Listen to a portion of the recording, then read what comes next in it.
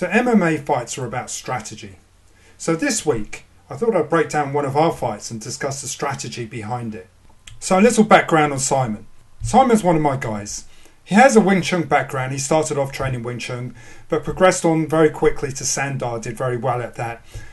Trains Brazilian Jiu-Jitsu, so he's got an all-round basis to fight in MMA. He's an excellent, clean, technical striker. Going into any MMA fight, you have to have a game plan. And in this case, we did have a plan and we knew exactly what we were going to do. So going into the fight, we knew that Simon's opponent, Thomas Magnetis, was a wrestler or had a good grappling background. Although he had some good striking, he was mostly a grappler. But we noticed from watching his previous fights that he tired out quite a bit after his takedown attempts. His strategy previously was to grind out the takedown, take the opponent to the fence, grind it out, take them down, mount them, and ground and pound them. But we noticed when it wasn't successful, he'd tire himself out and be open for striking. So during the fight camp, our strategy was to engage that, let him play his strategy out, tire himself out, and then take him into deep waters, essentially into a striking match. So the whole point was to stuff the takedowns and spring back to the feet every single time that Thomas went for the takedown. So if you watch the fight, you'll see how it played out. I'll leave the commentary on the fight because I think it will help discussion. Also, I'll put a link for the full fight in the description as well. So keep watching. So the fight kicks off. The usual feeling out process is afoot. Simon's holding the centre of the ground as instructed, keeping his hands up and obviously feeling his distance, just trying to wait for the takedown and grind that out as we discussed. The idea, remember, was to stuff the takedown and tire his opponent out. Here it goes. So he goes in for the takedown as planned and pushes Simon against, or tries to drive Simon against the fence. So the idea was really just to stay in tight and hold this clinch position. And then from this position, fight for the hands and regain the underhook. So you'll see that Simon's digging in for the underhook at this point.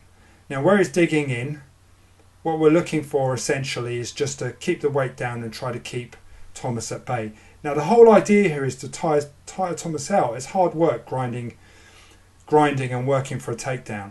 The first part of the fight is absolutely fine, but the idea is that once Simon was taken down, we wanted him to pop straight back up again.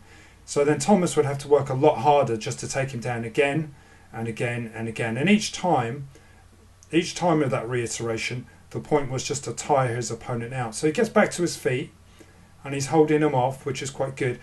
The only thing though I wasn't happy with at that time, and I was shouting from the corner, was the head over the back of the head. So you see the left arm over the back of the head. Essentially he needed to frame underneath and keep the head off. But obviously Thomas is doing a good job there. He's got the arm pinned, driving forward with his pressure, staying on his toes and keeping Simon pinned against the fence. So if you keep watching, you see how Simon's pinning his arm in. Thomas is doing the right thing here. He's changing his level, he's dropping down and he's connecting to Simon's hips. So which only gives Simon the access to his neck and his head, which gives Thomas the takedown attempt. So they've split off here. So Simon's keeping a forward pressure on his opponent, which is good because what we expected him to do was burn himself out. So the idea was to put the pressure on, but it comes on a little bit too late at the end of this round. There it is again. Right hand just missed there by Thomas. And another. Kang's moving nicely, moving side to side. Controlled Simon and made it quite difficult for him to open up in this game, and frankly Simon didn't do enough in the second half of that round to claw it back. So at this point I'm actually saying to Simon that you've got to go forward and take the fight. Remember, stick to the strategy. You know, we've got to pull this back. I want you to keep with the same strategy, but at the same time, once Thomas breaks off, to open up and let your hands go, because that's the opportunity in which to take the fight and win the fight.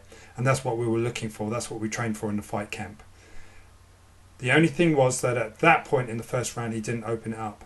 But Simon's got excellent striking skills, very versatile, good with controlling his ground, footwork is excellent, so is his distance judgment, so it isn't really a problem. Okay, so we're going into the second round now. So in the second round, you'll notice that Simon immediately takes the centre. So what he's doing is he's filling out again as usual, but you'll notice he's setting up his combinations and putting the pressure on Thomas. Now again, Thomas is coming forward, which is his strategy. His strategy is to try to take Simon down and ground and pound, or even wear him out against the fence. But we knew that wasn't going to happen because we put a lot of physical training. We did a lot of strength and conditioning work on the run up to this fight. So we knew that Simon had a cardio for days, so he could keep going on this. So he's just gone straight back to it, and it's working for him so far. And strangely, Magnitas is turning his opponent towards the cage, which is not what I would do at this point. I'd turn him away. As we saw in the first round, Simon used it to get up, as he's about to do now by the looks of it. Yeah. And it can be frustrating for the man initiating the takedown, getting it, to have your opponent stand up every single time. Magnitas looking for that high crotch, has to give it up. Goes for the double unders, linking. Oh, and he backs off. Okay, now let's see what Simon has in the stand-up. He is coming swinging now because he knows he's probably a little bit behind now of that round. He obviously lost the first round. Now there's some urgency in the way he's moving forward, controlling the centre. He's being first. And I think as Magnitas gets more tired, it's going to be more of a problem to stay away from Kang's hands. But he's still giving it as good as he gets here. Simon throwing a lot more combinations in this second round.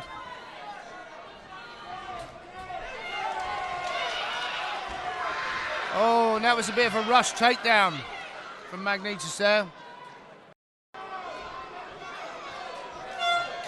Second round in the books. Again, lovely and technical. They both have a game plan here. They certainly do. Simon wants to stand and trade. Thomas wants to go for the takedown and control it. Yeah.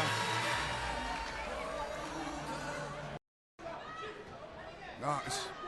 Tripling up that jab, you don't often see that. Magnitas shoots hard for the double, doesn't get it, comes up short, telegraphed it a little bit. So Thomas is working. He's working to try to get his mount, so he's trying to turn Simon, but he's threatening the... So Simon threatens the Kimura, and he quickly changes his mind, and then he gets back to his feet. Now we're back up. Simon's pummeling underneath. But what he needs to do, essentially, is to drop his level. What Simon needs to do is get his hips down lower. So if you look at the belt of his shorts, they need to be lower than the belt of Thomas's shorts. Not long to work though, just 1 minute left. Nice uppercut landed there. Good bit of dirty boxing. Magnitas got the tie clinch on him. He's going to throw the knees.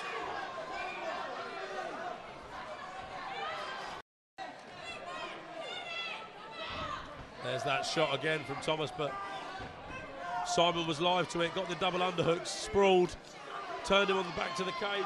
Yep. Now 25 seconds, he'll throw some knees. Oh! What's that? Low shot. It's been called a low shot. It's been called a low shot.